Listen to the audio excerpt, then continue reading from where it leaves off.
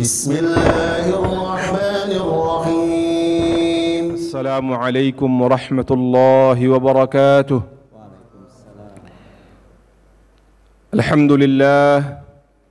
الحمد لله الذي جعل رمضان شهر الصيام والقيام والقرآن. الحمد لله الواحد المنان صاحب الفضل والإحسان. أحمده تعالى حمدا يفوق العد والحسبان. أشهد أن لا إله إلا الله وحده لا شريك له، وعد من أطاعه بفسيح الجنان، وتوعد من عصاه بالحميم الآن. وأشهد أن سيدنا ونبينا محمدا عبده ورسوله صفة بني الإنسان، صلوات ربي وسلامه عليه وعلى آله وأصحابه أهل العلم والإيمان. قال الله تعالى في كتابه الكريم: أعوذ بالله من الشيطان الرجيم، بسم الله الرحمن الرحيم. يا أيها الذين آمنوا اتقوا الله وقولوا قولا سديدا يصلح لكم أعمالكم ويغفر لكم ذنوبكم، ومن يطع الله ورسوله فقد فاز فوزا عظيما. وقال أيضا: يا أيها الناس اتقوا ربكم الذي خلقكم من نفس واحدة وخلق منها زوجها وبث منهما رجالا كثيرا ونساء واتقوا الله الذي تساءلون به والأرحام إن الله كان عليكم رقيبا.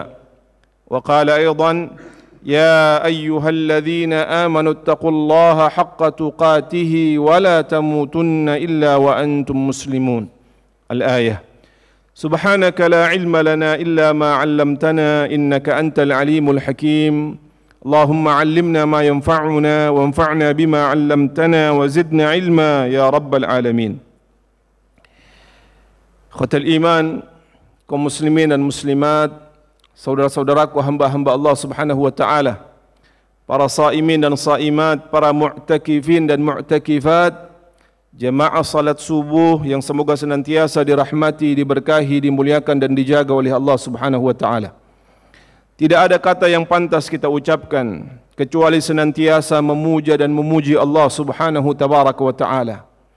Terlebih ketika Allah Subhanahu wa taala melimpah ruahkan beragam nikmat kepada kita.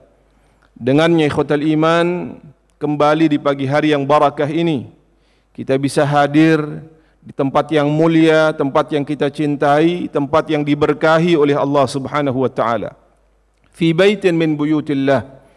Dalam rangka tentu saja yang pertama adalah untuk menunaikan kewajiban kita selaku hamba-hamba Allah.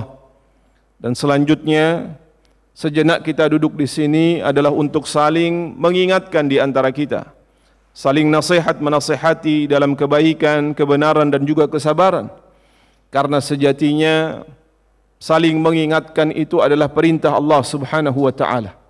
Memberikan peringatan itu mendatangkan manfaat bagi orang-orang yang beriman. Allah Subhanahu wa taala berfirman: "Wa dzakkir fa inna dzikra tanfa'ul mu'minin." Dan berikanlah peringatan, karena peringatan itu bermanfaat bagi orang-orang yang beriman. Lebih daripada itu, inti dalam beragama kata Rasul sallallahu alaihi wasallam adalah an-nasihah. Nasihat menasihati dalam kebaikan, kebenaran dan juga kesabaran. Beliau bersabda, ad-dinu an-nasihah. Inti dalam beragama itu adalah an-nasihah. Dan yang ketiga tentu saja duduknya kita di sini adalah untuk bertafaqquh fid din. Satu keadaan di mana mendatangkan banyak sekali kebaikan. Salah satunya Allah Subhanahu wa taala akan memudahkan jalan seseorang menuju jannahnya. Seperti yang disabdakan oleh Rasul sallallahu alaihi wasallam, "Wa man salaka tariqan yaltamisu fihi ilma, sahhalallahu lahu bihi tariqan ilal jannah." Dan barang siapa yang meniti, menapaki jalan ilmu, keluar dari rumahnya dengan niat ikhlas, salah satunya adalah untuk bertafaqquh fid din, maka Allah Subhanahu wa taala akan memudahkan langkahnya menuju jannahnya kelak. Amin ya rabbal alamin. Salawat beriring salam semoga tetap tercurah limpahkan kepada manusia terbaik teladan sepanjang zaman, Nabiur Rahmah qudwah hasanah kita Nabi besar Muhammad sallallahu alaihi wa alihi wasallam beserta istri, keluarga, sahabat dan pengikut beliau hingga akhir zaman insyaallah taala. Ikhwatal iman, tidak terasa kita sudah berada di hari yang ke-22 di bulan Ramadan. Begitu cepat Ramadan itu berlalu. Sudah maksimal atau belum ibadah kita?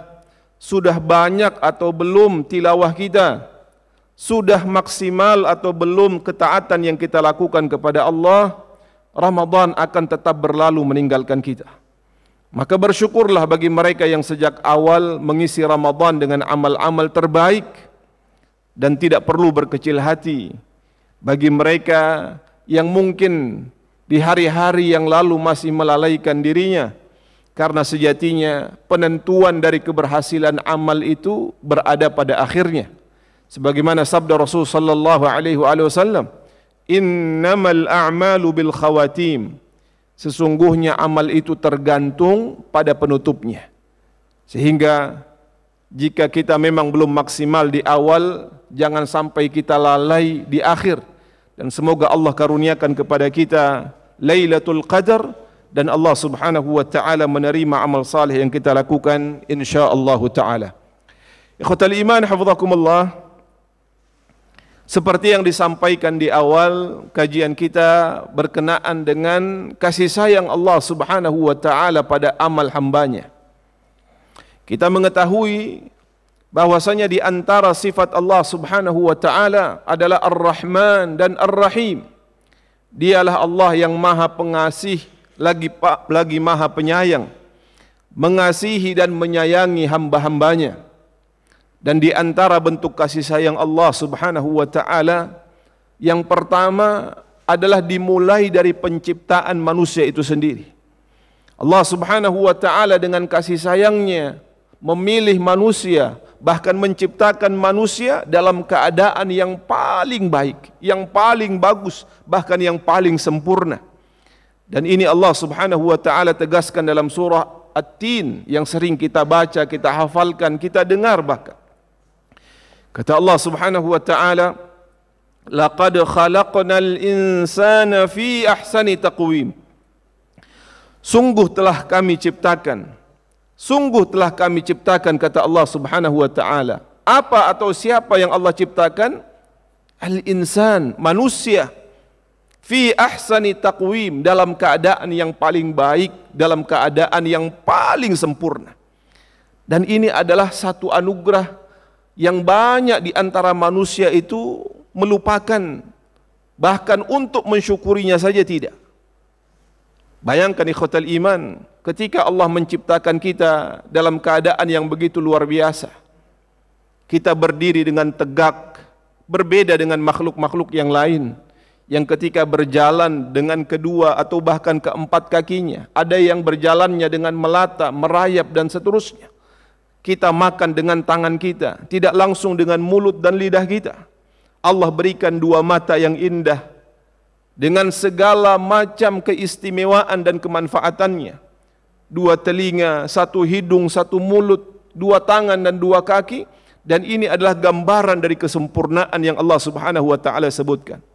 Bahkan kalau kita membaca beberapa kitab tafsir, di antaranya adalah At-Tahrir wa Tanwir yang ditulis oleh Imam Ibnu Ashur rahimahullahu taala, di antara gambaran dari kesempurnaan itu dinukilkan ada seseorang yang kemudian mengatakan kepada istrinya, "Wahai istriku, seandainya bulan itu lebih cantik daripadamu, maka engkau akan aku cerai atau talakku menjadi jatuh." Dan pada saat itu orang-orang Arab ketika menjelaskan tentang kesempurnaan, keindahan dan kecantikan itu, mereka menganalogikan dengan apa, Pak? Dengan bulan. Engkau cantik seperti bulan, tetapi menganalogikan hal tersebut menggambarkan kecantikan yang luar biasa pada bulan. Maka sang istri ketika mendengar hal tersebut dikatakan, maka dia segera menjauhi dan meninggalkan suaminya karena menganggap talak itu telah jatuh. Karena pada saat itu semua orang bersepakat bahwa yang paling indah, cantik, bahkan simbol kecantikan itu berada pada bulan. Maka kata sang suami, kalau kecantikan bulan itu mengalahkan kecantikanmu, maka engkau atau talak itu jatuh. Maka wanita ini pun pergi kepada para masyayikh, para ulama untuk meminta fatwa. Apakah talak itu jatuh atau tidak? Masalah sepele sebenarnya, tapi kalau kita lihat dalam fikih nikah itu ada yang disebut dengan talak yang sifatnya muallaq. Talak yang kemudian dikaitkan dengan sebuah perkara. Dan ketika perkara itu tercapai, maka secara otomatis jatuhlah talak seseorang. Contohnya ketika seorang suami mengatakan kepada istrinya, kalau kamu keluar dari pintu tersebut, kamu saya cerai. Selama istrinya tidak keluar dari pintu tadi, maka tidak terjadi perceraian. Tapi sesaat setelah wanita itu kemudian istrinya keluar dari pintu, maka jatuhlah talaknya. Ini yang disebut dengan talak yang sifatnya muallaq. Maka dia mengatakan tadi, kalau bulan itu lebih cantik daripadamu, maka talakmu atau talak itu akan jatuh. Maka wanita ini memahami dia tidak lebih cantik dari siapa, Pak? Bulan. Maka hampir mayoritas ulama itu kemudian memfatwakan telah jatuh talaknya. Karena dibandingkan dengan wanita ini, bulan itu identik lebih cantik daripada istri dari sang suami tersebut. Sampai akhirnya datang seorang ulama dari kalangan Imam Abu Hanifah, murid dari Imam Abu Hanifah rahimahullahu ta'ala, yang kemudian memberikan sebuah fatwa yang menyatakan sesungguhnya talak itu tidak jatuh. Kenapa? Karena manusia itu lebih cantik daripada bulan. Di antara dalil yang beliau kemukakan adalah ayat yang kita sebutkan tadi, bahwa Allah berfirman, laqad khalaqnal insana fi ahsani taqwim. Sungguh telah kami ciptakan manusia dalam keadaan yang paling baik, yang paling sempurna. Dan di antaranya adalah yang paling ya kita sebut ya memiliki kesempurnaan yang Allah Subhanahu wa taala berikan. Apa yang ingin kita sampaikan? Bahwa dalam penciptaan itu menggambarkan kasih sayang Allah Subhanahu wa taala kepada hamba-hambanya.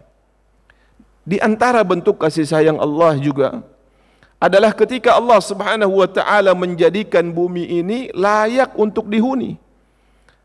Dan sebesar-besarnya Allah jadikan apa yang ada di atas muka bumi ini bermanfaat dan mendatangkan kemaslahatan bagi manusia. Bayangkan kalau kita ditempatkan tidak di bumi, khotel iman, di planet-planet yang lain, di mana untuk bernafas saja itu sulit, keberadaan oksigen itu hampir nihil. Tapi Allah Subhanahu wa taala menjelaskan dalam surah Al-Baqarah, apa kata Allah? Huwallazi khalaqa lakum ma fil ardi jami'a. Dialah Allah Subhanahu wa taala, khalaqa lakum, yang menciptakan untuk kalian. Kalau kita baca tafsirnya dalam ayat ini, lakum di sini kata para ulama adalah tidak lain adalah manusia. Jadi seolah-olah Allah Subhanahu wa taala menjelaskan dialah Allah yang menciptakan untuk kalian wahai manusia ma fil ardi jami'a, apa-apa yang ada di atas muka bumi secara keseluruhan. Allah jadikan segala sesuatu bermanfaat, bermaslahat untuk kepentingan manusia. Di antaranya khotal iman, Allah jadikan bumi itu layak untuk dihuni. Kita kemanapun pergi, Allah Subhanahu wa ta'ala mudahkan. Bahkan untuk hewan-hewan sekalipun, meskipun secara kekuatannya, bobotnya itu lebih besar daripada manusia, tapi Allah tundukkan agar dia menjadi manfaat dan maslahat pada kehidupan manusia. Makanya kalau kita lihat di khotel iman secara insting, meskipun itu adalah hewan buas, singa, harimau, atau apapun itu, tapi Allah jadikan di dalam insting tersebut ketika mereka bertemu dengan manusia, mereka akan lebih memilih untuk pergi meninggalkan. Padahal kalau mau, dia akan dengan mudah menyerang, menerkam, dan memangsa manusia. Tapi jarang sekali itu terjadi. Sekalipun kita mendapati kasus ada orang yang diterkam, itu lantaran ada satu habitatnya yang kemudian dirusak oleh manusia itu sendiri. Tapi kalau semuanya terjaga, ekosistemnya itu terjaga, maka secara insting ketika hewan-hewan buas itu bertemu dengan manusia, dia akan lebih memilih untuk pergi meninggalkan. Jangankan yang buas, ikhwatal iman, hewan seperti yang sering kita konsumsi saja, sapi contohnya, dibandingkan dengan kekuatan kita sebagai manusia, lebih besar mana Pak tenaganya itu, sapi dengan manusia? Sapi. Tapi Allah tundukkan dia untuk kemudian diambil kemanfaatannya, dikonsumsi oleh manusia. Apa buktinya bahwa sapi itu kekuatannya besar? Kita lihat contohnya tayangan-tayangan ketika Idul Adha itu, ada kasus di mana sapi itu lepas ya. Untuk menangkap kembali satu sapi saja itu membutuhkan bukan sekedar 5 orang, tapi mungkin belasan orang sampai puluhan orang. Itu pun kadang-kadang banyak yang terlempar begitu ketika menariknya. Tapi kenapa ketika disembelih kemudian diambil dagingnya itu dengan mudah? Karena lagi-lagi Allah Subhanahu wa taala dengan kasih sayangnya memberikan segala yang ada di atas muka bumi ini bermanfaat bagi manusia. Kecuali hanya sedikit saja yang kemudian Allah Subhanahu wa taala haramkan. Dan yang sedikit itu pun karena mengandung kemudaratan kalau digunakan dan dikonsumsi oleh manusia. Di antara sekian banyak minuman yang Allah halalkan, hanya satu saja yang Allah haramkan, yaitu apa Pak? Khamr. Yang kata Rasul sallallahu alaihi wasallam, kullu muskirin khamrun wa kullu khamrin haram. Setiap yang memabukkan itu dikategorikan sebagai al-khamr, dan khamr itu dinilai haram dalam al-Islam. Ternyata di dalam mengkonsumsi khamr, kenapa Allah Subhanahu wa taala haramkan? Di dalamnya mengandung kemudaratan yang besar, tertutup akal seorang manusia, dan masih banyak lagi kemudaratan yang lain. Dan ini lagi-lagi gambaran dari kasih sayang Allah Subhanahu wa taala dari penciptaan, dan juga kemudian Allah Subhanahu wa taala memberikan bumi itu untuk kemaslahatan manusia. Di antara kasih sayang Allah Subhanahu wa taala juga ikhwatal iman, tidak dipungkiri adalah bulan Ramadan yang mulia ini. Bulan Ramadan adalah bulan yang identik dengan kasih sayang Allah Subhanahu wa taala. Bagaimana tidak kita menyebutnya sebagai kasih sayang Allah? Ketika seseorang berada di dalamnya, Allah turunkan rahmatnya, Allah berikan barakahnya, dan juga Allah berikan maghfirah yang begitu besar. Yang kata Rasul sallallahu alaihi wasallam, wa dzalika fi kulli lailatin min Ramadan. Kebaikan-kebaikan dalam bentuk rahmat, dalam bentuk barakah, dalam bentuk ampunan itu bukan saja di 10 awal, 10 tengah atau 10 akhir, tapi Allah berikan seluruhnya itu fi kulli lailatin min Ramadan, setiap malamnya di bulan Ramadan. Bagaimana tidak kita menyebutnya sebagai rahmat dan kasih sayang Allah? Cukup dengan bertemu dengannya saja ada janji pengampunan dari Allah Subhanahu wa taala.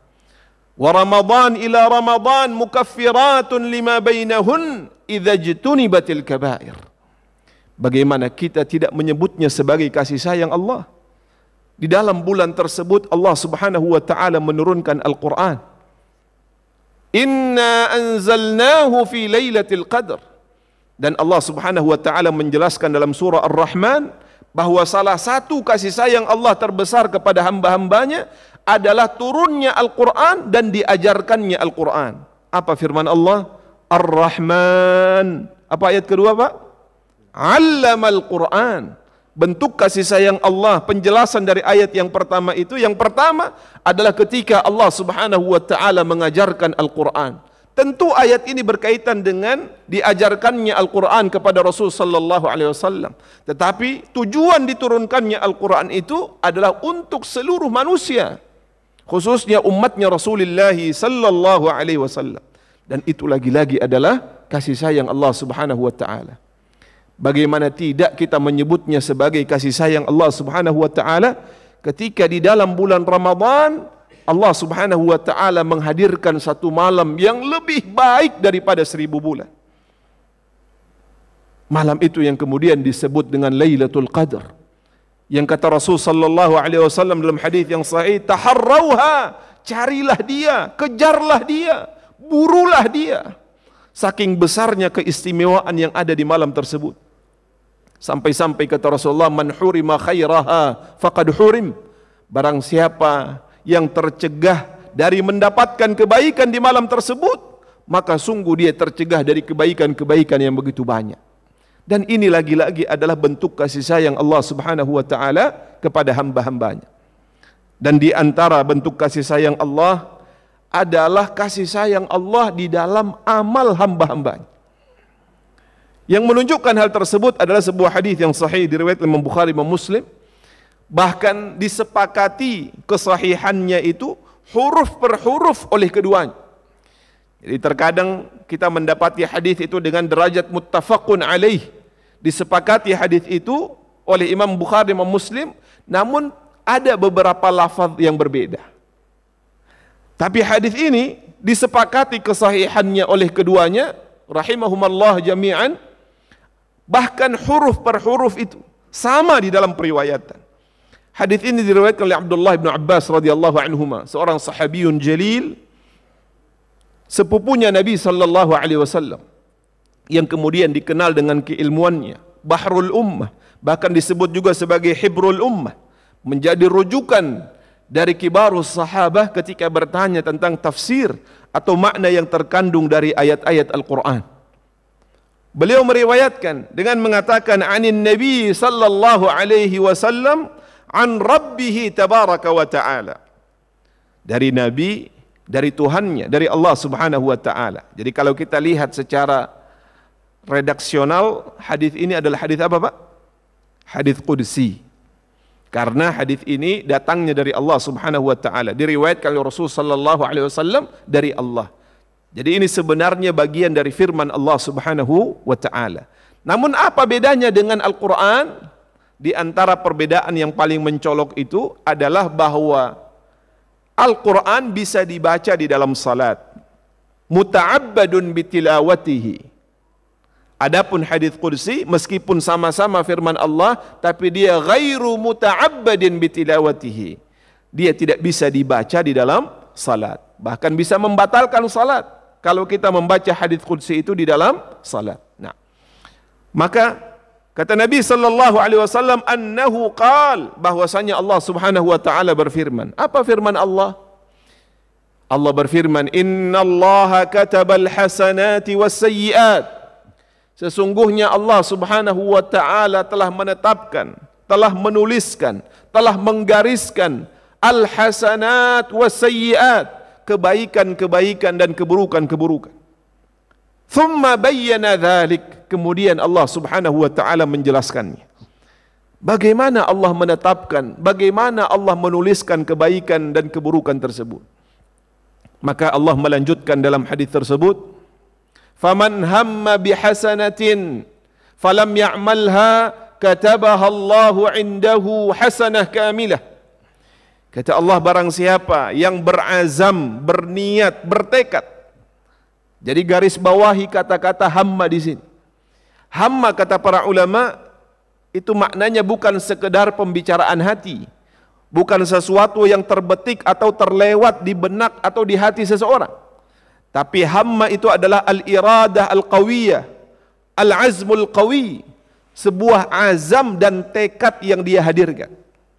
Maka ini hanya berlaku bagi mereka yang telah membulatkan tekad untuk melakukan sesuatu. Meskipun belum terlaksana, dia hadirkan azam yang kuat itu dalam hati. Tapi kalau sifatnya itu hanya sekedar pembicaraan hati atau sesuatu yang terbetik atau terlewat di dalam benaknya, maka dia tidak termasuk ke dalam kategori hadis ini. Maka kata Allah, faman hamma bihasanah, barang siapa yang berazam, bertekad, berniat secara bulat untuk melakukan hasanah, sebuah kebaikan, sekecil apapun kebaikan itu, falam ya'malha, namun dia tidak bisa melakukannya, dia terhalang dari melakukannya dengan alasan apapun, katabahallahu indahu hasanah kamilah, Allah tetap mencatatkan dengan niat yang tulus tadi, dengan tekad yang bulat tadi, hasanah kamilah, pahala kebaikan yang sempurna di sisi Allah Subhanahu wa taala. Pahala dari apa, ikhwatal iman? Dari niat dan azam tadi. Allah apresiasi dengan mencatatkannya sebagai amal kebaikan di sisinya.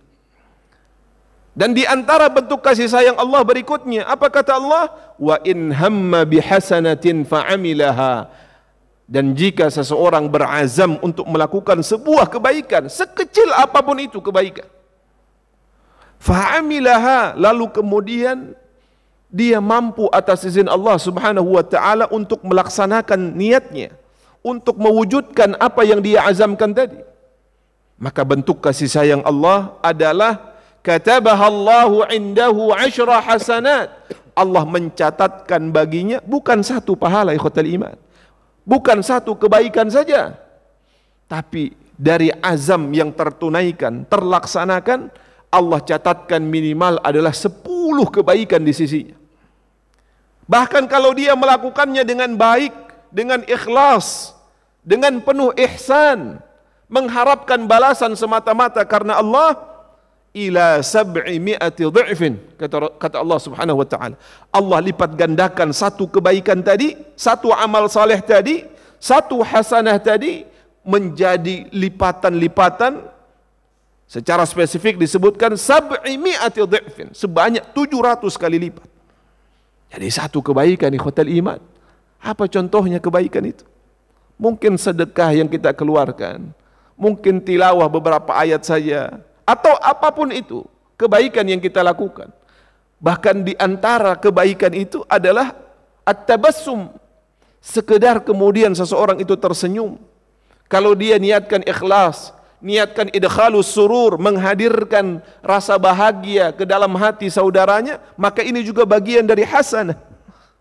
Bayangkan ikhwatal iman, sekecil itu hasanah yang kita lakukan, Allah balas menjadi 10. Allah lipat gandakan menjadi 700, bahkan kata Allah ila ad'afin katsirah, sampai pada lipatan-lipatan yang begitu banyak, yang mengetahuinya hanya Allah Subhanahu tabaraka wa taala. Ini yang disebut dengan kasih sayang Allah di dalam amal hamba-hambanya. Allah tidak mencatatkan dari kebaikan itu hanya satu, tapi Allah lipat gandakan. Untuk apa? Menjadikan bekalnya itu cukup, bekal yang akan dia bawa menuju akhiratnya Allah Subhanahu tabaraka wa taala. Sebaliknya, dalam dosa yang dia lakukan kepada Allah juga terdapat kasih sayang Allah Subhanahu wa taala.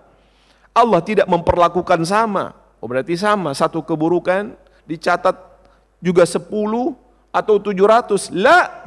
Tapi kata Allah Subhanahu wa taala, wa in hamma bisayyi'atin falam ya'malha katabaha Allahu 'indahu hasanah kamilah. Dan jika seseorang berazam, berniat untuk melakukan sebuah keburukan, ternyata ikhwatal iman, amal hati kita itu juga dilihat dan dinilai oleh Allah Subhanahu wa taala. Jadi kemudian kita jangan berpikir sesuatu itu hanya dinilai ketika dikerjakan. Ternyata para ulama menyebutkan amal-amal hati juga itu dinilai oleh Allah Subhanahu wa taala. Amal hati itu banyak ikhwatal iman. Ada dalam bentuk al-khasyah, rasa takut kepada Allah, itu tidak terlihat, tapi kita hadirkan dalam hati. Ada yang disebut dengan al-khawfu war-raja, takut kepada Allah sekaligus berharap kepada rahmatnya, rahmat Allah Subhanahu wa ta'ala, tawakal, as-sabar dan lain sebagainya. Ini adalah amalan-amalan hati yang nilainya besar di hadapan Allah Subhanahu tabaraka wa ta'ala. Termasuk di antaranya adalah an-niyat, niat-niat yang kita hadirkan di dalam hati. Maka kata Allah Subhanahu wa ta'ala, barang siapa yang berazam untuk melakukan sebuah kemaksiatan, keburukan, dia sudah niatkan dalam hatinya untuk bermaksiat, falam ya'malha, dan dia tidak melakukannya, dia terhalang dari melakukan niat buruk tadi, maka bentuk kasih sayang Allah adalah Allah mencatatkan baginya dari niat buruk yang tidak terwujudkan adalah hasanah kamilah, kebaikan yang sempurna di sisi Allah Subhanahu tabaraka wa taala. Dan selanjutnya, wa in hamma biha fa'amilaha, dan jika dia berniat, berazam untuk melakukan kemaksiatan dan pada akhirnya dia melaksanakan kemaksiatan itu, maka kata Allah Subhanahu wa taala, katabahallahu indahu sayyi'ah wahidah. Bentuk kasih sayang Allah kepadanya, Allah hanya mencatatkan baginya dari kemaksiatan tersebut satu keburukan saja. Tapi lagi-lagi ikhwatal iman, kalau kita perhatikan dari ayat-ayat Al-Quran, meskipun Allah sudah memberikan kasih sayangnya itu begitu besar kepada hamba-hambanya, ternyata di hari akhir nanti kebanyakan manusia itu mengisi buku-buku amalnya, catatan-catatan amalnya dengan keburukan-keburukan.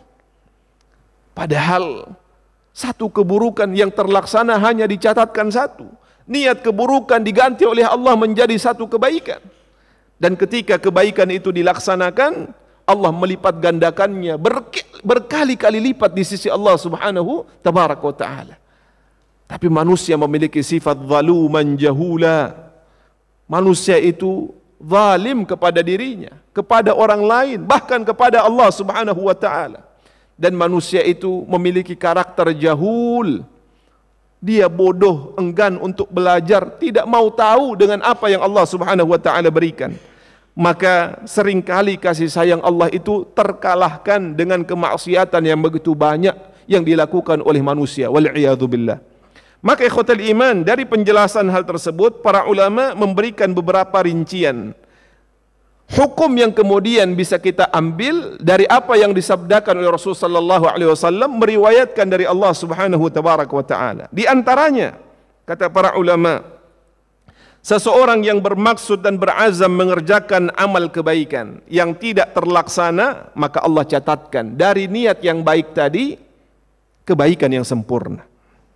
Namun jika dia berniat kemudian melakukannya, maka Allah melipat gandakan pahala sampai 700 kali lipat, bahkan pada lipatan-lipatan yang banyak. Ini faedah yang pertama yang bisa kita ambil. Yang kedua, kata para ulama, ketika seseorang berazam untuk melakukan kebaikan yang tidak bisa dia raih dan dia laksanakan, maka Allah Subhanahu wa taala dengan niat tersebut menghadirkan pahala yang besar di sisi Allah Subhanahu tabaraka wa taala. Adapun tentang keburukan ikhwatal iman, ketika seseorang berniat untuk melakukan keburukan, lalu dia terhalang dari melakukannya, maka kata para ulama ditafsil, ada beberapa perincian yang harus diperhatikan. Kalau dia sudah mengambil langkah-langkah ke sana untuk sampai, maka tentu saja Allah Subhanahu wa taala akan memberikan balasan yang berbeda. Di antara penjelasan hal tersebut adalah hadis yang diriwayatkan oleh Abi Kabsyah Al-Anmari, bahwasanya Rasul sallallahu alaihi wasallam bersabda, apa kata Rasulullah? Uhaddithukum haditha. Kata Rasulullah, aku akan sampaikan kepada kalian sebuah hadis, sebuah kabar, sebuah berita.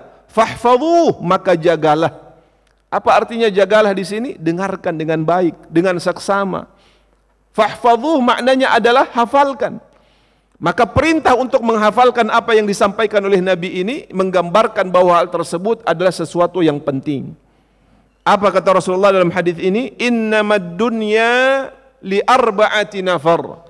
Sesungguhnya Allah memberikan dunia itu pada 4 golongan. Sesungguhnya Allah memberikan dunia itu kepada siapa, Pak? 4 golongan. Siapa mereka? Yang pertama kata Rasul sallallahu alaihi wasallam, abdun razaqahu Allahu malan wa ilma. Abdun razaqahu Allahu malan wa ilma, fahuwa yattaqi fihi rabbahu wa yasilu fihi rahimah wa ya'lamu lillahi fihi haqqan, fahadha bi afdalil manazil. Kata Rasulullah, golongan yang pertama adalah golongan yang Allah berikan kepada mereka ilmu dan harta. Ilmu dan apa, Pak? Dan harta. Dan ini adalah 2 hal yang paling sering kita minta kepada Allah Subhanahu wa taala. Minta tambahan harta, rizki, minta juga tambahan apa? Ilmu. Ada yang lain atau tidak, Pak? Tambahan yang kita minta? Bapak-bapak biasanya minta tambahan apa, Pak? Masya Allah ya. Tapi ternyata bahkan meminta tambahan harta itu kita tidak mendapatkan anjurannya di dalam Al-Quran. Justru Allah Subhanahu wa taala mengisahkan di dalam Al-Quran untuk meminta tambahan berupa apa, Pak? Ilmu. Rabbi zidni ilma wa qul rabbi zidni ilma, dan katakanlah Rabbi zidni ilma, ya Rabb tambahkan kepadaku ilmu. Enggak ada Rabbi zidni malan, Rabbi zidni sayyaratan, Rabbi zidni baitan, apalagi zaujatan begitu ya. Tambahkan saya istri, enggak ada dalam Al-Qur'an. Yang ada adalah tambahkan kepadaku apa Pak? Ilmu. Namun apakah tidak boleh kita meminta tambahan yang lain kepada Allah Subhanahu wa taala? Boleh. Selama kita memintanya kepada yang Ar-Razzaq, yang maha memberikan rizki, Al-Ghani, yang maha kaya, yang maha memberi, yang maha kuasa, yang maha segala-galanya, maka silahkan meminta apapun kepadanya. Selama memintanya itu kepada Allah Subhanahu wa taala, yang maha memiliki dan yang maha memberi. Maka boleh kita meminta apapun. Tapi perlu juga kita perhatikan tentang apa yang kita minta. Orang-orang yang punya orientasi tentang akhirat, mereka akan lebih mendahulukan permintaan tentang akhirat Allah Subhanahu wa taala. Sehingga masing-masing memiliki orientasi tersendiri. Sekalipun ketika dia meminta dunia, tidak ada salahnya. Namun kita lihat bagaimana kehidupan para sahabat ridwanullahi alaihim. Ketika ada salah seorang sahabat yang kemudian diberikan kesempatan oleh Rasul sallallahu alaihi wasallam untuk meminta apapun yang dia inginkan. Maka apa permintaannya? Beliau tidak meminta untuk ditambahkan rizkinya, tidak dijadikan sebagai orang kaya, tapi peluang itu digunakan sebagai bentuk obsesi terbesarnya, yaitu syurganya Allah Subhanahu wa taala. Apa yang beliau minta? As'aluka murafaqataka fil jannah. Aku meminta wahai Rasul sallallahu alaihi wasallam dengan kesempatan ini agar bisa mendampingimu, membersamaimu di syurganya Allah Subhanahu wa taala. Bayangkan ikhwatal iman, kalau kita punya kesempatan itu, coba minta apa saja yang kamu inginkan. Mungkin kita berpikir, apa yang kurang di rumah ya? Hal itu yang kita minta. Tapi inilah yang membedakan antara orientasinya para sahabat ridwanullahi alaihim dengan manusia-manusia yang lain pada umumnya. Maka permintaan mereka menggambarkan obsesi yang begitu besar terhadap kehidupan yang lebih kekal dan abadi, yaitu kehidupan di akhiratnya Allah Subhanahu wa ta'ala. Maka Rasulullah menjawab, awa ghaira dhalik, apakah tidak ada permintaan yang lain? Ini permintaan sulit ini. Bukan saja minta dimasukkan surga, tapi bersama Rasul sallallahu alaihi wasallam. Artinya dia meminta tempat yang tertinggi di sisi Allah Subhanahu wa taala, dalam surga Al-Firdaus. Maka sahabat itu mengatakan, tidak ya Rasulullah, tidak ada keinginan yang lain. Maka Rasul sallallahu alaihi wasallam mengatakan, bantu saya untuk mewujudkan apa yang kau minta itu dengan bikathratis sujud, dengan memperbanyak sujud kepada Allah Subhanahu wa taala. Dan ini kata para ulama menjadi dalil bahwasanya memperbanyak sujud itu maknanya bukan sujud saja yang kita lakukan. Memperbanyak sujud maknanya adalah memperbanyak apa Pak? Salat yang dimaksud. Salat apa yang diperbanyak? Tidak lain adalah salat yang sifatnya sunnah, setelah menyempurnakan yang wajib tentu saja. Maka bantu dengan memperbanyak sujud, dan ini menunjukkan bahwa memperbanyak salat-salat yang sifatnya sunnah setelah menyempurnakan yang wajib itu mendatangkan keutamaan, di antaranya adalah memudahkan dirinya masuk ke dalam surganya Allah, bahkan ditempatkan pada derajat yang tinggi di dalam surganya Allah Subhanahu wa taala. Maka dua hal ini yang sering kita minta sesungguhnya. Minta ditambahkan ilmu dan minta untuk ditambahkan harta. Maka kata Rasulullah, golongan yang pertama ini adalah golongan yang Allah karuniakan kepada mereka ilmu dan harta. Maka apa yang mereka gunakan? Ini pentingnya di sini. Bukan sekedar mendapatkan ilmu dan harta, tapi dengan ilmu dan harta yang Allah berikan, yang pertama, yattaqi fihi rabbah, dia bertakwa kepada Allah Subhanahu wa taala. Dan ini menunjukkan ukuran dari kebaikan harta dan ilmu yang didapatkan oleh seseorang itu berbanding lurus dengan ketakwaannya kepada Allah. Kalau ingin melihat pada diri kita, harta yang kita simpan, kita dapatkan, kita kumpulkan itu bermanfaat atau tidak, berkah atau tidak, ukurannya adalah sejauh mana ketakwaan kita kepada Allah. Kalau semakin kita diberikan rizki, semakin kita dekat kepada Allah.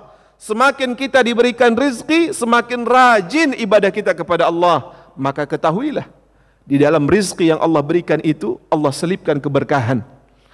Karena keberkahan itu mendatangkan ketenangan, mendatangkan keamanan dan kecukupan yang membuat dia semakin bersyukur dan mendekatkan dirinya kepada Allah. Sebaliknya ikhwatal iman, semakin seseorang diberikan jabatan, kedudukan, harta yang melimpah, semakin menjauhkan dia dari Allah Subhanahu wa taala, fa'lam, maka ketahuilah tidak ada keberkahan di dalam harta yang dia miliki.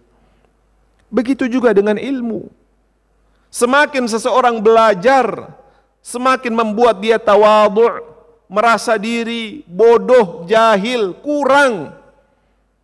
Dia ingin terus-menerus menerapkan apa yang dia fahami, dia pelajari. Semakin ingin memperdalam ilmu tersebut, semakin dengan ilmu tersebut dia takut, bertakwa kepada Allah, maka ketahuilah ilmu yang dia pelajari itu bermanfaat. Ilmu yang dia pelajari itu adalah ilmu yang nafi', yang bermanfaat. Tapi sebaliknya, ada orang yang semakin belajar, semakin dia mendapatkan titel demi titel, mengumpulkan apapun yang kemudian dia inginkan, semakin membuat dia pongah, sombong, bahkan semakin menentang dan berani kepada Allah Subhanahu wa ta'ala. Maka ketahuilah ilmu itu adalah ilmu yang tidak bermanfaat. Maka kata Rasul sallallahu alaihi wasallam, dengan ilmu dan harta itu yang pertama dia bertakwa kepada Allah. Yang kedua, wa yasilu fihi rahimah, dia menyambung tali silaturahim. Dan yang ketiga, ya'lamu lillahi fihi haqqan, dia mengetahui pada ilmu dan hartanya ada hak-hak Allah yang harus dia tunaikan. Ilmu itu harus diajarkan ikhwatal iman, tidak boleh ditutupi, disebarkan. Bahwa harta itu ada hak-hak Allah Subhanahu wa ta'ala dalam bentuk hak orang lain yang Allah Subhanahu wa ta'ala titipkan. Itulah mengapa Allah memerintahkan dari harta yang kita miliki, khudh min amwalihim sadaqatan tutahhiruhum wa tuzakkihim biha. Ada bagian yang wajib untuk kita keluarkan ketika dia mencapai nisab, dan kemudian sudah kita miliki selama 1 tahun haulan kamila, maka ada kewajiban yang harus kita keluarkan. Ini yang disebut dengan ya'lamu lillahi fihi haqqa. Dalam ilmu dan hartanya dia mengetahui ada hak-hak Allah Subhanahu wa ta'ala yang harus dia tunaikan. Ada infak dan sedekah yang meskipun hukumnya tidak wajib, hanya sekedar anjuran dan kemudian perintah dalam tanda petik, tapi dia juga mengetahui hal tersebut mendatangkan ridha Allah Subhanahu wa ta'ala. Maka kata Rasulullah, golongan yang pertama ini berada bi afdalil manazil, dia letaknya pada top level di sisi Allah Subhanahu wa ta'ala, di tempat yang tertinggi. Golongan yang kedua kata Rasulullah, abdin razaqahu Allahu ilman walam yarzuqhu mala. Ada hamba yang Allah Subhanahu wa ta'ala berikan ilmu tapi Allah tidak berikan harta. Allah berikan ilmu tapi Allah tidak berikan harta. Ini menunjukkan ikhwatal iman, harta itu tidak berbanding lurus sebenarnya dengan kecerdasan. Harta itu adalah sesuatu yang Allah Subhanahu wa ta'ala karuniakan kepada hamba-hamba yang dikehendaki. Kalau harta itu berbanding lurus dengan kepintaran dan kecerdasan, seharusnya orang-orang kaya itu konglomerat adalah orang yang bertitel paling panjang, Pak ya. Profesor, doktor, bahkan doktornya sampai 5, S2-nya sampai 9, ada yang begitu. Tapi kebanyakan kita temukan orang-orang yang sangat-sangat pintar dari sisi akademik, tidak semuanya memiliki kekayaan yang melimpah. Ada yang hidupnya sangat bersahaja, sederhana. Dan di sisi yang lain kita melihat ada orang-orang yang secara pendidikan itu biasa-biasa saja, tapi subhanallah, Allah Subhanahu wa ta'ala karuniakan harta yang melimpah. Dia hanya lulusan SD tapi jadi milioner, bahkan triliuner mungkin. Sehingga kata para ulama, tidak selalu harta dan rezeki itu berbanding dengan pengetahuan dan juga kecerdasan. Allah memberikan kepada siapapun yang Allah Subhanahu wa ta'ala kehendaki. Makanya pernah ikhwatal iman, dalam sebuah hadis riwayat Imam Muslim, hadis ini juga dinukilkan oleh Imam An-Nawawi dalam kitabnya Riyadhus Shalihin. Pernah kalangan al-masakin, orang-orang miskin dari sahabat itu mendatangi Rasul sallallahu alaihi wasallam, lalu mengadu, ya Rasulullah, kami ini hidup pas-pasan untuk memenuhi kebutuhan sehari-hari itu juga kadang-kadang kurang. Sedangkan kita berkeinginan ya Rasulullah untuk melakukan amalan seperti yang dilakukan oleh orang-orang kaya yang tidak bisa kita lakukan saat ini. Mereka dengan mudahnya berinfak, bersedekah, mewakafkan ini dan itu. Kita enggak punya ya Rasulullah. Padahal kita juga berkeinginan untuk melakukan hal yang sama. Maka sambil tersenyum Rasulullah SAW mengatakan, "Ala u'allimukum kalimat."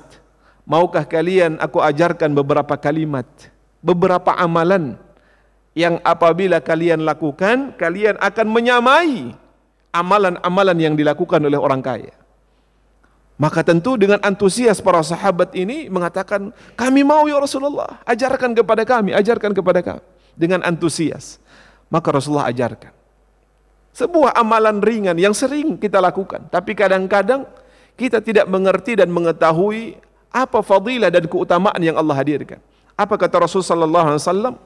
Bacalah fi duburi kulli salah. Pada setiap selesai melakukan salat, yakni salat fardu, salat yang wajib, yang pertama adalah at-tasbih, bertasbih 33 kali. Kemudian bertahmid 33 kali, bertakbir 33 kali. Yang sering kita baca, ternyata pahalanya itu besar. Yang kata Rasulullah menyamai pahala-pahala orang kaya yang berinfak, bersedekah dan seterusnya.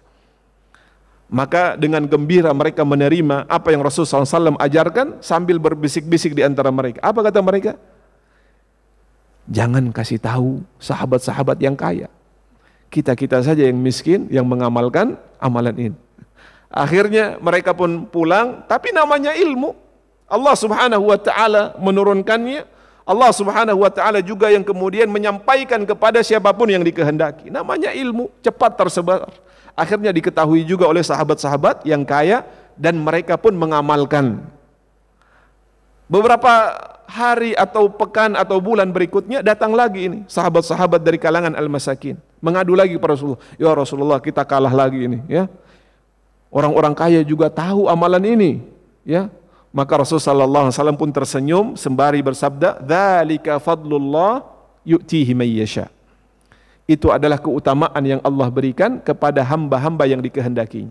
Jadi ada yang Allah berikan keistimewaan tersebut, keistimewaan dalam artian dalam bentuk keutamaan yang Allah Subhanahu wa taala berikan, dan ada yang Allah tidak berikan. Bahkan dalam sebuah hadis itu ada yang kemudian menyebutkan begini, ada di antara hamba-hamba Allah Subhanahu wa taala yang Allah tidak jadikan dia orang kaya.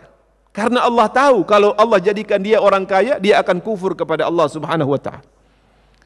Dan ada orang-orang yang Allah berikan harta yang melimpah karena Allah tahu kalau Allah ambil rizki daripadanya, Allah ambil harta daripadanya, maka dia akan kufur kepada Allah Subhanahu wa taala. Allah yang Maha mengetahui keadaan hambanya, dzalika fadlullah yu'tihi may yasha. Itu adalah keutamaan yang Allah berikan kepada siapa? Hamba-hamba yang dikehendakinya. Sehingga seluruh keadaan yang Allah berikan itu baik kalau kita imani, kalau kemudian kita jalani dengan penuh keikhlasan dan kesabaran. Makanya para ulama berdebat tentang siapa ikhwatal iman, mana yang lebih baik, al-ghaniyyu syakir atau al-faqirus sabir. Lebih baik orang kaya yang bersyukur atau orang miskin yang bersabar? Kira-kira mana Pak yang lebih baik? Ada yang mengatakan, oh orang miskin karena kesabarannya kan mendatangkan pahala yang tidak terhingga. Innama yuwaffas sabiruna ajrahum bighairi hisab. Ada yang mengatakan orang kaya karena dengan hartanya banyak kemanfaatan. Ketika dia mewakafkan, dia berinfak, bersedekah, banyak orang yang mendapatkan kemaslahatan dari hartanya. Maka apa jawaban paling moderatnya para ulama? Dua-duanya baik kalau keduanya bertakwa kepada Allah Subhanahu tabarak wa taala. Artinya apapun keadaan yang Allah Subhanahu wa taala hadirkan, kita jalani dengan tetap tunduk, patuh, bertakwa kepada Allah. Itulah yang menjadikan kita bernilai di sisi Allah Subhanahu wa taala. Inna akramakum indallahi atqakum. Kemudian kata Rasul sallallahu alaihi wasallam dalam hadis ini, fa huwa shadiqun niyyah. Meskipun dia tidak punya harta, namun punya ilmu, dia memiliki niat yang tulus kepada Allah Subhanahu wa taala dalam beramal tentu saja.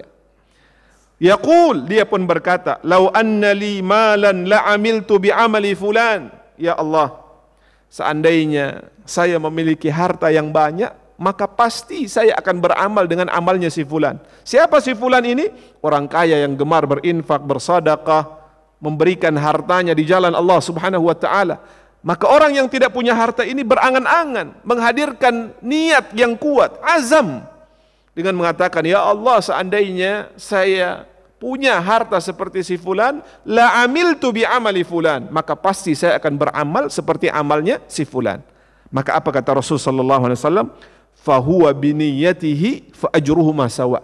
Dia dengan niat yang tulus tadi, dengan azam yang kuat, Allah jadikan pahalanya dengan pahala orang kaya yang berinfak itu sama. Ini lagi-lagi menunjukkan kasih sayang Allah Subhanahu wa taala yang luar biasa. Pahalanya dia yang memiliki niat yang tulus tadi dengan orang kaya yang berinfak, fa ajruhu ma sawa, maka pahalanya kata Rasulullah itu sama di sisi Allah Subhanahu wa taala. Maka kata Imam An-Nawawi rahimahullahu taala, inilah pentingnya menghadirkan niat-niat yang baik. Karena meskipun niat itu tidak terlaksana, Allah mencatatkan kebaikan minimal dari niat baik itu di sisi Allah Subhanahu tabaraka wa taala. Niat menghatamkan Al-Quran, kalau tahun lalu 1 kali, niatkan 3 kali. Lalu setelah itu ikhtiarkan, usahakan dengan maksimal. Maka sekalipun tidak sampai pada target, dari niat tadi Allah catatkan pahala yang sempurna. Niat untuk melakukan qiyamul lail setiap malamnya. Bahkan kalau kita baca dalam kitab-kitab ya fikih itu, baik Fiqhus Sunnah karangan Said Sabiq rahimahullahu taala atau bahkan Sahih Fiqhus Sunnah karangan Abu Malik Kamal Sayyid Salim, di situ disebutkan di antara adab seseorang ketika ingin bangun malam melakukan qiyamul lail, tentu ada banyak hal ya, tidur lebih awal, makan tidak banyak, jangan ngobrol terlalu larut ya, pasang atau gunakan hal-hal yang membantu untuk bangun, dan salah satunya adalah menghadirkan niat sebelum tidur untuk melakukan qiyam. Kenapa? Karena seseorang yang tertidur padahal dia sudah mendatangkan, menghadirkan niat dalam hatinya untuk bangun, lalu tiba-tiba dia tertidur, bangun-bangun tiba-tiba azan, bahkan sahur saja terlewat, maka telah dicatatkan baginya dari niat tersebut pahala melakukan qiyamul lail. Kurang kasih sayang apa Allah Subhanahu wa taala kepada kita selaku hamba-hambanya. Kemudian yang ketiga, kata Rasul sallallahu alaihi wasallam, wa 'abdin razaqahu Allahu malan wala ilma. Ada hamba yang Allah berikan harta namun Allah tidak berikan ilmu. Karena dia tidak punya ilmu, sedangkan harta begitu banyak, apa yang dia lakukan? Yang pertama, lam yattaqillah fihi, dia tidak bertakwa kepada Allah dengan harta. Kemudian yang kedua, lam yasil fihi rahimah, dia tidak menyambung tali silaturahim. Jadi orang kaya sombong, akhirnya tidak mau kenal dengan saudara, memutuskan tali silaturahim. Kemudian lam ya'lam fihi haqqan lillah, dia tidak mengetahui hak-hak Allah. Harta banyak tapi tidak mau mengeluarkan zakat, tidak mau berinfak, tidak mau bersedekah. Maka apa kata Rasul sallallahu alaihi wasallam? Orang seperti ini berada fi akhbat, fi asfalil manazil, di tempat yang paling rendah. Dia berada di tempat yang paling apa Pak? Paling rendah. Punya harta tapi tidak punya ilmu. Dengan hal tersebut dia tidak tahu hak-hak Allah, dia tidak bertakwa kepada Allah dan melakukan hal-hal lain yang dilarang oleh Allah Subhanahu tabaraka wa taala. Dengan hartanya dia bermaksiat, dengan hartanya dia berzina, dengan hartanya dia minum khamar, dengan hartanya dia pesta-pesta, dengan hartanya dia berjudi dan seterusnya. Maka tempatnya adalah di tempat yang paling rendah di sisi Allah. Dan yang terakhir, golongan yang keempat adalah abdin lam yarzuqhu Allahu malan wala ilma. Ada hamba yang tidak Allah berikan harta dan juga Allah tidak karuniakan ilmu. Lalu dia pun berangan-angan. Dia melihat, orang kaya itu enak ya. Party tiap malam ya, mabuk-mabukan, berjudi dengan uang yang tidak ada batasnya. Lalu dia berkeinginan dalam hatinya, kalau saya punya harta seperti hartanya si fulan, la amiltu bi amali fulan, maka pasti saya akan melakukan amal seperti yang dia lakukan. Amal apa yang dimaksud? Kemaksiatan kepada Allah. Saya juga akan minum khamar, saya akan juga berjudi, saya juga akan berzina dan lain sebagainya. keinginan-keinginan, azam untuk bermaksiat kepada Allah dia hadirkan dalam hatinya. Maka apa kata Rasul sallallahu alaihi wasallam? Dia dengan niat buruk tadi, biniyatihi fawizruhu masawa, maka dosanya itu sama. Meskipun dia tidak melakukan. Tapi dari azam untuk bermaksiat tadi, Allah Subhanahu wa taala hukum dia dengan apa? Memberikan dosa yang sama. Padahal dia tidak melakukan. Sehingga apa kata para ulama dari hadis tersebut? Di antaranya adalah seseorang yang meninggalkan kemaksiatan karena Allah, inilah yang Allah ganjar dengan hasanah kamilah. Seseorang yang ingin bermaksiat, tiba-tiba dia mendengar azan dikumandangkan, lalu dia teringat Allah, astagfirullah. Lalu dia rubah niat tadi, dia meninggalkan karena Allah Subhanahu wa taala. Seperti ketika Rasulullah mengisahkan tentang 3 orang yang terkurung di dalam gua itu. Salah satu menceritakan ketika dia akan berdoa dengan amal saleh yang dia lakukan, dia katakan, saya hampir berzina dengan wanita yang selama ini saya idam-idamkan. Sampai pada satu keadaan yang membuat tidak ada seorang pun yang menghalangi dia dari melakukan hal tersebut. Bahkan digambarkan dalam hadis, dia sudah berada di atas tubuh sang wanita, hampir-hampir melakukan kemaksiatan itu. Lalu sang wanita mengatakan, ittaqillah, takutlah kamu kepada Allah, bertakwalah kamu kepada Allah, saya ini tidak halal untukmu. Maka ketika mendengar hal itu diucapkan, bergetarlah seluruh tubuhnya. Ini yang disebut dengan tanda keimanan seseorang. Innamal mu'minuna alladzina idza dzukirallah wajilat qulubuhum. Sesungguhnya hanyalah orang-orang yang beriman yang apabila disebutkan nama Allah Subhanahu wa taala, bergetarlah hatinya. Maka dia tinggalkan wanita yang begitu cantik, yang sangat dia idam-idamkan karena mengenal atau mengingat Allah Subhanahu tabaraka wa taala. Kalau dia meninggalkan sebuah kemaksiatan itu karena Allah, maka tentu dia mendapatkan pahala yang sempurna di sisi Allah. Adapun yang kedua kata para ulama, kalau dia meninggalkan kemaksiatan itu lantaran kemanfaatan dan kemaslahatan duniawi saja. Contohnya seperti apa, Pak? Ini orang sering apa, Pak, yang merusak kesehatan itu? Minum khamar contohnya. Dia sudah berazam ini, nanti pulang dari dokter saya mau beli lagi nih minuman keras dengan segala macam ragam warna dan versinya. Tiba-tiba ketika dia konsultasi ke dokter, kata dokter, Pak, Bapak ini livernya terganggu ini. Jadi mulai saat ini Bapak nggak boleh lagi mengkonsumsi alkohol, minuman keras karena berbahaya untuk kesehatan Bapak. Padahal dia sudah berniat tadi, pulang dari dokter dia mau beli apa, Pak? Khamar. Maka dia pun tidak jadi membeli khamar. Kenapa? Khawatir kesehatannya semakin memburuk. Maka orang seperti ini kata para ulama, dia tidak mendapatkan dosa dan juga tidak mendapatkan pahala. Kenapa? Karena dia meninggalkan kemaksiatan tersebut bukan karena Allah Subhanahu wa taala, tapi kemanfaatan duniawi saja. Maka kita kiaskan kepada segala jenis kemaksiatan yang ditinggalkan bukan karena Allah, tapi kemanfaatan yang lain yang ingin dia dapatkan. Maka kata para ulama, dia tidak mendapatkan apa-apa, tidak mendapatkan dosa dan juga tidak mendapatkan pahala.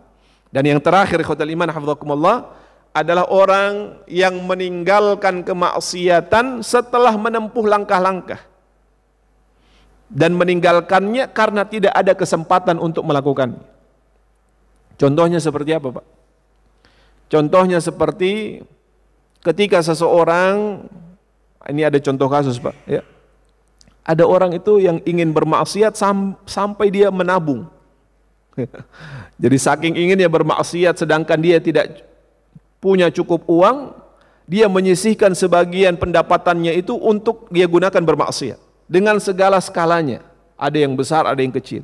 Sampai mohon maaf saya pernah temukan kasus seperti ini, Pak, ya. Orang yang digaji harian, kerjanya itu kerja serabutan, itu masih menyisihkan pendapatannya untuk bermaksiat. Dia tabung kadang-kadang Rp2.000, Rp3.000 setiap harinya untuk nanti ketika sampai di malam Ahad dia bongkar celengannya, dia beli minuman. Bahkan minumannya itu minuman oplosan, Pak, yang sering kalau diminum itu mati orang. Ada orang seperti itu. Maka kita kasih contoh, orang ini contohnya sudah menabung, di malam Ahad dia keluar dari rumahnya, lalu ketika sampai di kedai, ternyata kedainya tutup. Lalu dia mengatakan, astagfirullah, ya, kok tutup sih? Saya sudah nunggu seminggu. Jadi istighfarnya itu bukan karena tidak jadi bermaksiat, tapi karena kedai minuman kerasnya itu tutup. Dan contoh-contoh yang lain seperti itu. Ada orang yang menabung untuk berjudi sampai ke tempat judinya tutup. Maka tentu kita menilai dia terhalang dari kemaksiatan. Tapi apa kata para ulama? Mereka mengatakan karena dia sudah mengambil langkah-langkah untuk sampai ke sana, menghadirkan niat, menempuh langkah-langkah untuk sampai ke sana, maka Allah tetap mencatatkan hal tersebut sebagai sebuah kemaksiatan, sebagai sebuah bentuk dosa. Apa dalilnya bahwa ini tetap dicatatkan oleh Allah Subhanahu wa taala sebagai sebuah bentuk dosa? Dalam sebuah hadis Rasul sallallahu alaihi wasallam menjelaskan, "Idzal taqal muslimani bisayfayhima fal qatilu wal maqtulu finnar." Apabila dua orang muslim bertemu untuk saling bertengkar, bahkan saling membunuh, saling menghabisi, bisayfayhima, apa bukti bahwa mereka datang itu benar-benar dengan sengaja untuk saling membunuh? Mereka datang dengan menghunuskan pedangnya. Maka terjadilah perkelahian itu antara dua orang muslim tadi. Maka kata Rasulullah, fal qatilu wal maqtulu finnar, maka yang membunuh dan yang dibunuh sama-sama di neraka. Maka sahabat ketika mendengar hadis ini itu agak terdiam sambil berpikir, lalu bertanya kepada Rasul sallallahu alaihi wasallam, "Ya Rasulullah, kalau yang masuk neraka itu yang membunuh, kita bisa menerima. Tapi bagaimana yang dibunuh pun, yang menjadi korban dalam tanda petik juga tempatnya di neraka ya Rasulullah?" Maka Rasul sallallahu alaihi wasallam pun bersabda, "Innahu kana harisan ala qatli sahibi." Sesungguhnya dia juga sejak awal ingin membunuh temannya atau saudaranya tadi.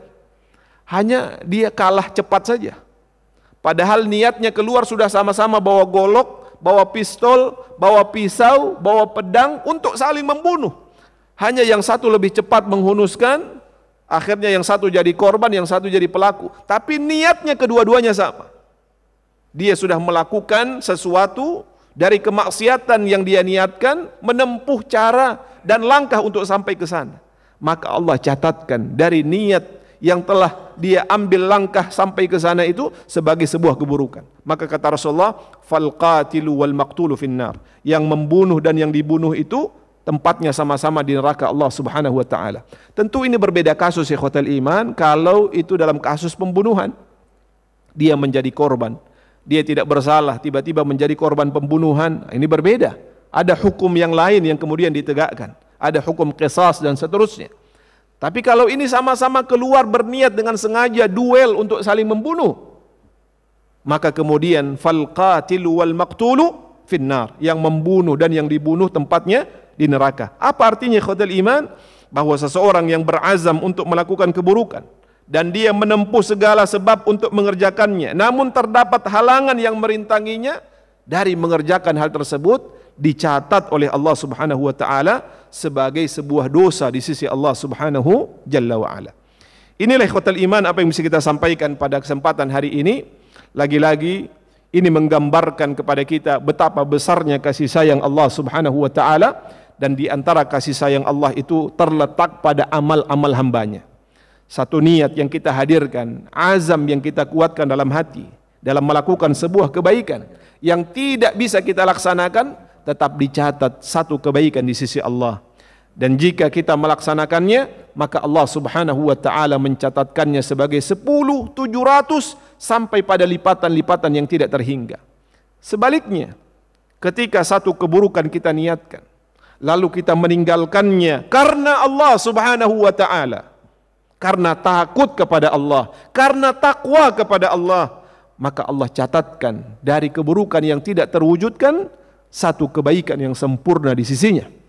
Dan apabila kita na'udzubillah min dzalik ternyata terjerumus dan melakukan kemaksiatan itu, bentuk kasih sayang Allah Subhanahu wa taala adalah juga hanya mencatatkan satu keburukan di sisinya Azza wa Jalla Jalaluh. Ikhwatal iman, inilah yang bisa kita sampaikan, mudah-mudahan ada manfaatnya. Wallahu a'lam bissawab.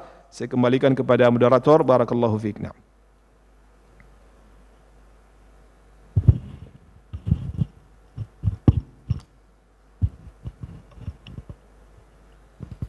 Jazakallahu khairan katsiran kepada Ustadz Dr. Faisal Abdul Aziz LCMA atas materi yang disampaikan. Selanjutnya buat Bapak Ibu hadirin hadirat sekalian yang ingin melakukan pertanyaan atau menyampaikan pertanyaan satu atau dua karena waktu juga sudah terbatas, dipersilakan untuk mungkin lebih memperdalam terhadap apa yang tadi Ustadz sampaikan agar apa yang kita ikuti pada hari ini benar-benar bisa memberikan manfaat yang luas untuk kita semua. Amin. Silakan Bapak Ibu. Silakan Pak Didi. Bismillah. Assalamualaikum warahmatullahi wabarakatuh. Waalaikumsalam warahmatullahi wabarakatuh. Jadi begini Ustadz,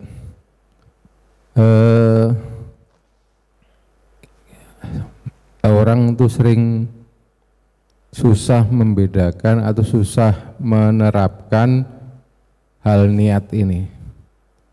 Jadi salah satu contoh bahwa ada si fulan melaksanakan saum Senin Kemis, saum Ayyamul Bid karena Allah memang. Akan tetapi ternyata ada riwayat salah satunya badannya menjadi lebih ramping. Sehingga kadang-kadang terus terbesit, ya saya teruskan saja. Saya akan saum supaya badan saya lebih ramping. Bagaimana paling enaknya sebetulnya bagaimana? Karena terus terang kadang-kadang hal semacam ini tidak bisa terhindarkan. Itu Ustaz. Demikian. Assalamualaikum warahmatullahi wabarakatuh. Assalamualaikum warahmatullahi wabarakatuh. Barakallahu fiik. Alhamdulillah wassalatu wassalamu ala Rasulillah. Khatul iman hafizakumullah. Inilah sebenarnya yang disebut dengan fungsi niat itu. Fungsi niat itu kata para ulama ada dua. Yang pertama adalah untuk membedakan littafriq bainal adat wal ibadat, antara kebiasaan dan ibadah. Dan yang kedua adalah untuk membedakan antara ibadah yang satu dan ibadah yang lain. Itulah fungsi niat. Makanya ikhwatal iman hafizakumullah, kalau kita lihat di dalam definisi dari as-siyam itu, maknanya adalah al-imsaku 'anil muftirat, atau ada yang menyebutnya 'anil mufattirat min tulu'il fajri ila ghurubi syamsi ma'aniyatit taqarrub ila Allah subhanahu wa ta'ala, atau ma'aniyatit ta'abbud lillahi azza wa jalla. Inilah yang membedakan antara puasa dan apa istilahnya Pak, IF itu intermittent fasting, begitu ya, yang kemudian secara pelaksanaan itu hampir mirip, atau kemudian ada nilai kesamaannya, tapi yang membedakannya apa? Pada niat yang dia hadirkan.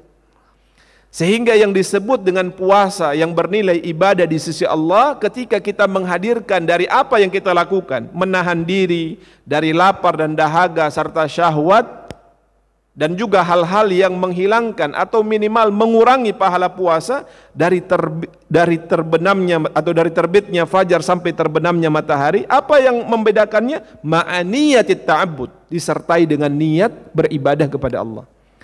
Maka ini yang penting harus kita jaga dan kita rawat. Makanya kata Rasul sallallahu alaihi wasallam dalam sebuah hadis, walaupun ini lebih condong kepada pelaksanaan puasa yang sifatnya sunnah, apa bunyinya? La siyam, tidak ada puasa bagi orang yang tidak menghadirkan niat. Niat untuk beribadah kepada Allah subhanahu wa ta'ala. Dan ini yang terus harus kita rawat, harus kita jaga. Maka di dalam pelaksanaannya nanti ramping, sehat dan lain sebagainya itu bonus. Tapi di dalam menjalankannya, melaksanakannya, kita tata hati kita bahwa kita melakukan hal tersebut semata-mata karena Allah.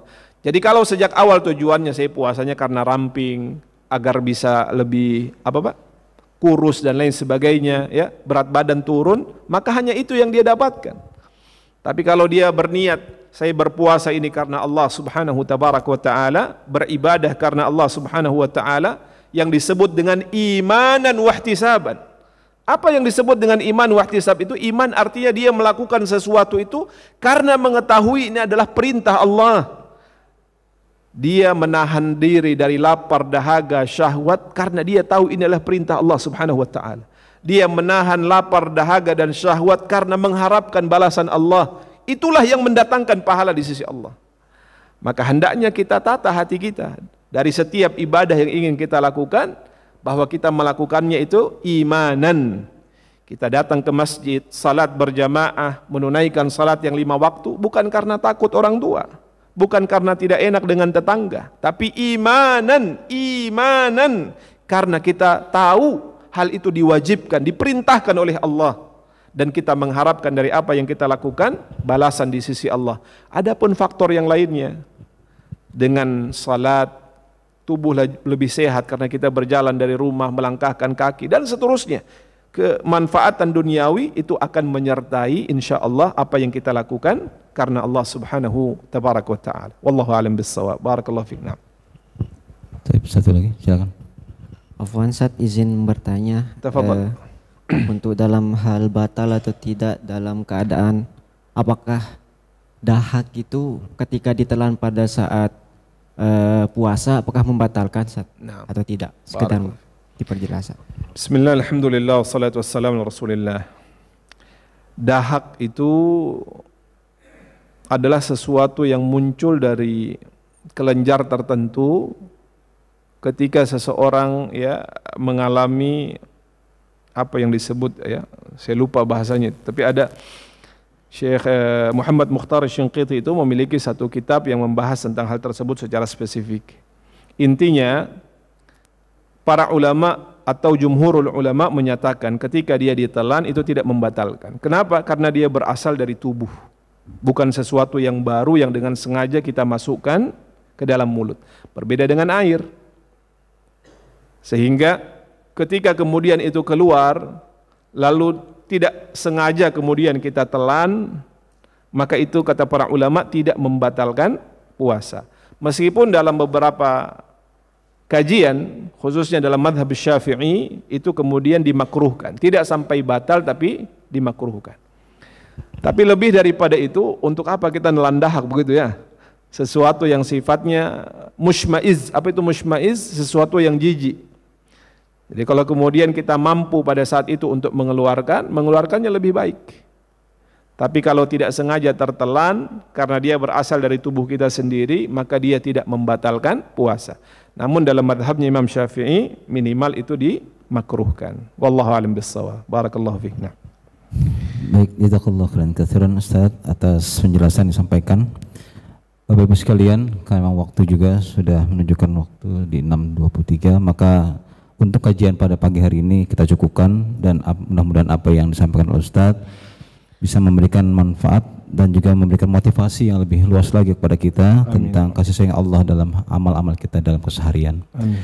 Mungkin akan lebih baik kalau kita tutup kajian kita ini dengan membaca kafatul majelis. Subhanakallahumma wa bihamdika asyhadu an la ilaha illa anta astaghfiruka wa atubu ilaik. Demikian, billahi taufiq wal hidayah. Wassalamualaikum warahmatullahi wabarakatuh. Waalaikumsalam warahmatullahi wabarakatuh.